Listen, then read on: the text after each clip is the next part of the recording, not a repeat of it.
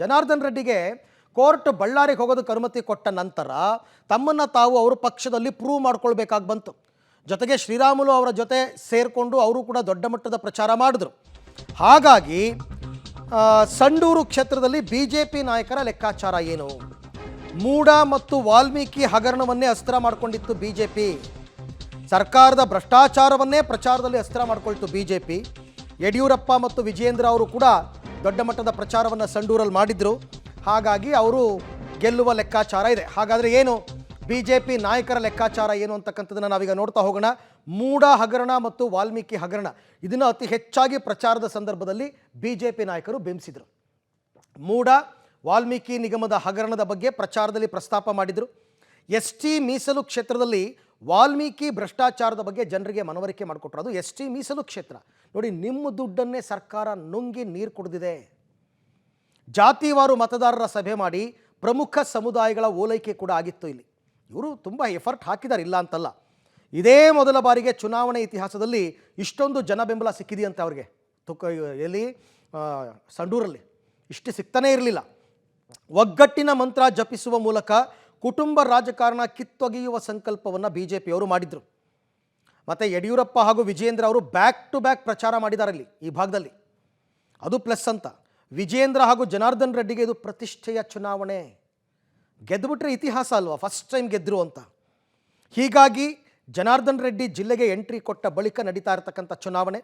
ಹೀಗಾಗಿ ಅನುಕಂಪದ ಮತಗಳು BJPಗೆ ಬರತಕ್ಕಂಥ ವಿಶ್ವಾಸ ಇದೆ. ಲಿಂಗಾಯತ ಸಮುದಾಯದ ಮತಗಳನ್ನು ಹಿಡಿದಿಟ್ಕೊಂಡಿದ್ದಾರೆ. ಯಾಕೆಂದರೆ because of Yediyurappa and Vijayendra. ಕ್ಷೇತ್ರದಲ್ಲಿ ಕುರುಬ ಮತ್ತು ST ಸಮುದಾಯಗಳು ಕೂಡ ಇವರ ಕೈ ಹಿಡಿಯುವ ವಿಶ್ವಾಸ. ಕುರುಬ ಸಮುದಾಯದ ಮತಗಳನ್ನ ಇವರು ಎಕ್ಸ್ಪೆಕ್ಟ್ ಮಾಡೋದು ನನ್ನ ಪ್ರಕಾರ ಸರಿಯಲ್ಲ, ಬಟ್ ಅಂದ್ಕೊಂಡಿದ್ದಾರೆ. ಇನ್ನು ಕಾರ್ಯಕರ್ತರು ಗ್ರೌಂಡ್ ಲೆವೆಲ್ನಲ್ಲಿ ಇಳಿದು ಕೆಲಸ ಮಾಡಿದಂಥವ್ರು ಅವ್ರದ್ದೇ ಆದಂತಹ ಒಂದು ಲೆಕ್ಕಾಚಾರ ಇಟ್ಕೊಂಡಿದ್ದಾರೆ. ಅವರು ಗೆಲ್ಲೋ ವಿಶ್ವಾಸವನ್ನು ಇಟ್ಕೊಂಡಿದ್ದಾರೆ. ಅವ್ರದ್ದೇನು, ವಿಜಯೇಂದ್ರ ಅವರ ಮಾಸ್ಟರ್ ಪ್ಲ್ಯಾನ್ ವರ್ಕೌಟ್ ಆಗಿರಬಹುದಂತೆ. ವಿಜಯೇಂದ್ರ ಅವರ ಮಾಸ್ಟರ್ ಪ್ಲ್ಯಾನ್ ವರ್ಕೌಟ್ ಆಗಿರಬಹುದು. ವಿಜಯೇಂದ್ರ ಕ್ಷೇತ್ರವನ್ನು ಪ್ರತಿಷ್ಠೆಯಾಗಿ ತಗೊಂಡು ಗೇಮ್ ಪ್ಲ್ಯಾನ್ ಮಾಡಿದ್ದಾರೆ. ಈ ಚುನಾವಣೆಯಲ್ಲಿ ಬೂತ್ವಾರು ಹೆಚ್ಚು ಮತಗಳು ಬಂದಿರುವ ವಿಶ್ವಾಸ ಇದೆ. ಬೂತ್ವಾರು ಜನಾರ್ದನ್ ರೆಡ್ಡಿ ಕಾರ್ಯಕರ್ತರ ಜೊತೆಗಿದ್ದು ಕೆಲಸ ಮಾಡಿದ್ದಾರೆ. ಜನಾರ್ದನ್ ರೆಡ್ಡಿ ಪ್ರಚಾರ ಮಾಡಿರೋದು ನಮಗೆ ಪ್ಲಸ್ ಅಂತ ಕಾಂಗ್ರೆಸ್ ಅವರು ಅಂದ್ಕೊಂಡಿದ್ದಾರೆ, ಬಟ್ BJPಗೂ ಅದು ಪ್ಲಸ್ ಅಂತ. ಒಗ್ಗಟ್ಟಿನ ಮಂತ್ರದ ಮೂಲಕ ಜಿಲ್ಲೆಯ ನಾಯಕರು ಕೆಲಸ ಮಾಡಿದ್ದಾರೆ.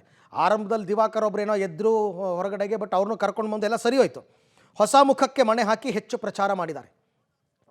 ಪ್ರತಿ ಗ್ರಾಮಕ್ಕೂ ಭೇಟಿ ಕೊಟ್ಟು ಮತಯಾಚನೆ ಮಾಡಿದ್ದಾರೆ. ಜೊತೆಗೆ ಒಂದೇ ಪಕ್ಷ ಒಂದೇ ಕ್ಷೇತ್ರದಲ್ಲಿ ಗೆಲ್ತಾ ಇದ್ದರೆ ಅವರು ಬದಲಾವಣೆಯನ್ನು ನಿರೀಕ್ಷೆ ಮಾಡ್ಬೋದು, ಎಕ್ಸ್ಪೆಕ್ಟ್ ಮಾಡ್ಬೋದು.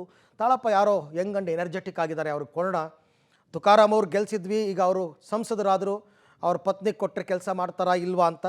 ಹಾಗಾಗಿ ಈ ಬಗ್ಗೆ ಕೂಡ ನನ್ನ ಕೊಲೀಗ್ ಅಮರೇಶ್ ಅವರಿಂದ ಮತ್ತಷ್ಟು ಮಾಹಿತಿ ಪಡ್ಕೊಂಡ್ಬಿಡ್ತೀನಿ. ಎಸ್ ಅಮರೇಶ್, ನನಗೆ BJP ವಲಯದಲ್ಲಿ ಸಂಡೂರಲ್ಲಿ ತುಂಬ ಕುತೂಹಲ ಇರತಕ್ಕಂಥದ್ದು.